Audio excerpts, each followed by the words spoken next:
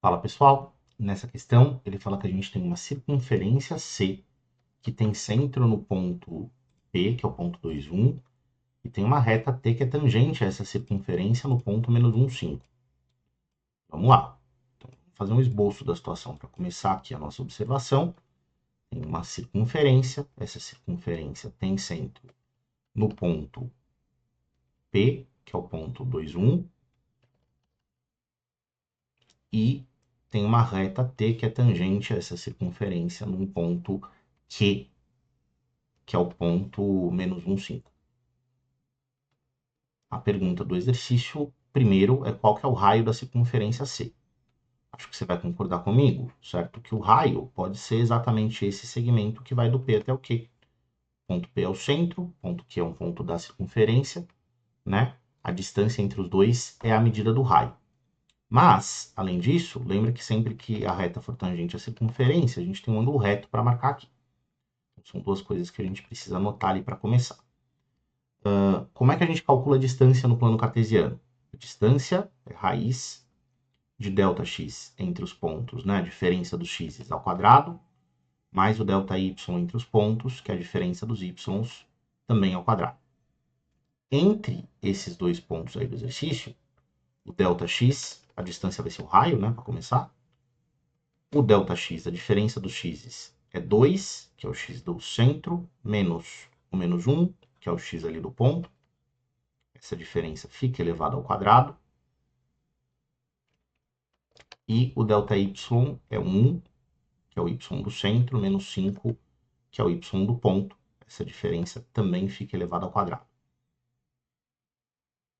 Ou seja, 2 menos o menos 1 ao quadrado é 3 ao quadrado, que é 9. 1 menos 5 ao quadrado é menos 4 ao quadrado, que é 16. Então, o seu raio é raiz de 9 mais 16, que é raiz de 25. Opa, o raio dessa circunferência é 5 unidades. Isso responde o seu item A. Vamos para o seu item B. O item B perguntou uma equação da reta T. Bom, para a gente montar a equação da reta, eu preciso de um ponto por onde essa reta passa, a gente precisa também do coeficiente angular dessa reta, e, bom, o ponto a gente já tem, porque a gente pode usar o ponto Q. A gente sabe que essa reta passa pelo ponto Q. E para achar o coeficiente angular, eu posso utilizar o fato de que essa reta é perpendicular a essa reta que contém o raio PQ, né? Então, eu vou fazer o seguinte, eu vou achar primeiro o coeficiente angular da reta PQ, ΔY por ΔX, é como a gente acha coeficiente angular quando a gente conhece dois pontos da reta. Entre esses dois pontos, eu vou fazer o y do ponto P, que é 1, menos o y do ponto Q, que é 5, e o ΔX, aí é o x do ponto P menos o x do ponto Q. Lembra que a gente precisa fazer essa diferença sempre na mesma ordem, né? Então, quando a gente está pensando nessa subtração, eu fiz o y do ponto P primeiro, menos o y do ponto Q, e eu segui a mesma ordem para fazer a diferença entre os x's. Ou seja, isso daqui ficou menos 4 na parte de cima, embaixo é 2 menos menos 1 fica 3, né? Que significa que o coeficiente angular da reta roxa, que passa ali pelo centro, né, e pelo ponto Q, é menos 4 terços. Mas, eu sei que essa reta PQ é perpendicular à reta T que a gente está tentando equacionar. E sempre que duas retas são perpendiculares na geometria analítica, o produto desses coeficientes angulares tem que ser igual a menos 1. Se o m da reta PQ é menos 4 terços, então dá para a gente achar o m da reta T aqui. Só passar primeiro, né? Multiplica tudo por menos 1, para a gente se livrar desse sinal de menos. Aí você passa o 3 multiplicando e o 4 dividindo, para descobrir que o coeficiente angular da reta T é 3/4. Opa! Então agora sobre a reta t, a gente sabe que a equação dela, utilizando, né, o fato de que ela passa pelo ponto Q, que é o ponto menos 1, 5, e que o coeficiente angular dela é igual a 3/4, aí dá pra gente montar a equação dela usando o ioiô Michôchô. O que é o ioiô Michôchô? Ele fala que y menos y de um ponto por onde a reta passa é sempre igual ao coeficiente angular da reta, que multiplica x menos x do ponto.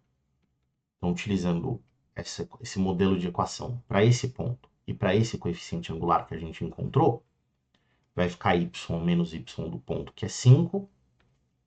Isso é igual ao coeficiente angular, que é 3/4, vezes x menos o x do ponto. E o x do ponto que a gente vai utilizar é menos 1. Para evitar o uso de fração aqui, eu vou pegar esse 4 e vou passar multiplicando lá para o outro lado. Então, 4 vezes y menos 5 vai ser 3 vezes x mais 1. Né? Esse menos o menos 1 fica mais 1. Então, 4y menos 20. Esse 4 distribui nos termos que estão dentro do parêntese. É igual a 3x mais 3. Acontece a mesma coisa com o x, certo? E aí, eu vou passar todo mundo lá para o outro lado, do lado direito, para a gente chegar na equação 3x. O y troca de lado, fica menos 4y. O 20 troca de lado, vai como mais 20, que junto com o 3 que já está aqui, forma mais 23 igual a 0. Essa fica sendo uma equação possível para a reta t, que o enunciado pediu para a gente equacionar. Beleza? Essa aqui, então, é a resposta do seu item B de bola. Terminamos? Ainda não. Ele perguntou a área do triângulo PQR. P é o centro da circunferência, Q é o ponto de tangência e R é o ponto de interseção dessa reta T com o eixo X. Então, vou abrir um slide novo aqui para a gente conseguir apagar tudo que foi feito no item B. O caminho para a equação da reta não vai ser importante, porque a gente vai fazer agora. E aí a gente começa a resolver o item C. Agora, se essa é a equação da reta, certo? E eu sei que R é o ponto de interseção dessa reta com o eixo X, vamos relembrar que todos os pontos do eixo X são pontos que têm y igual a 0. Então, para você descobrir quem que é o ponto R, a gente vai lá na equação da reta e vai substituir o y por 0. Então, a equação vai ficar 3x menos 4 vezes 0 mais 23 igual a 0. Bom, 4 vezes 0 dá 0. 3x vai ficar sendo menos 23, né? O 23 troca de lado, e aí o 3 vem dividindo para que o x seja menos 23 terços. Ou seja, esse ponto R, de que fala o exercício, tem x igual a menos 23 terços e o y dele é 0. E aí ele quer a área do triângulo formado por esses 3 pontos, né? A gente vai calcular essa área usando o que a gente sempre usa para calcular a área aqui no canal, que é o teorema do cadastro. E aí fica lá um linkzinho no cantinho da tela para você assistir o vídeo que explica o que é isso, se você não conhecer esse teorema.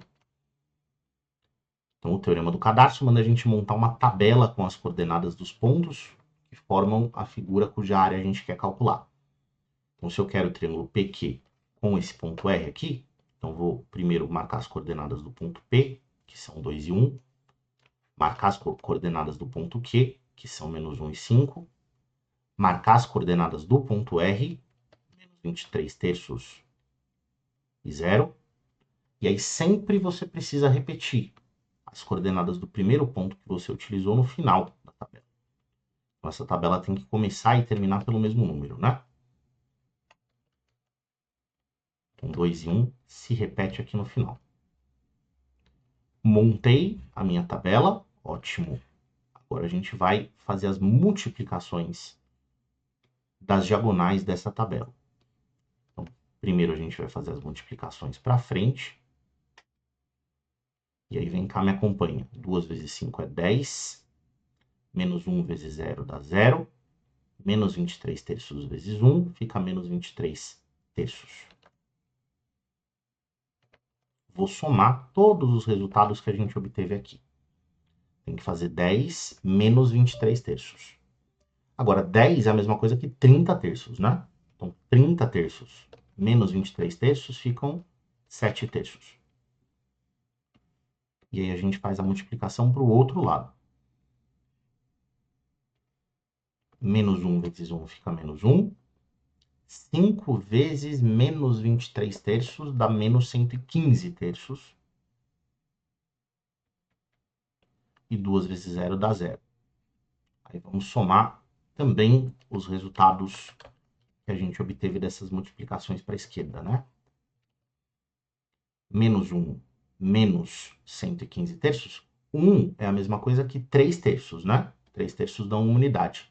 Então fica menos 3 terços, menos 115 terços, que dá menos 118 terços. E o que o teorema do cadarço fala para a gente? Que a área do polígono que a gente está procurando é metade do módulo dessa diferença. Então, vai ser metade vezes módulo do resultado que a gente obteve para a direita menos o resultado que a gente obteve para a esquerda, que foi menos 118 terços. Leva o sinal junto.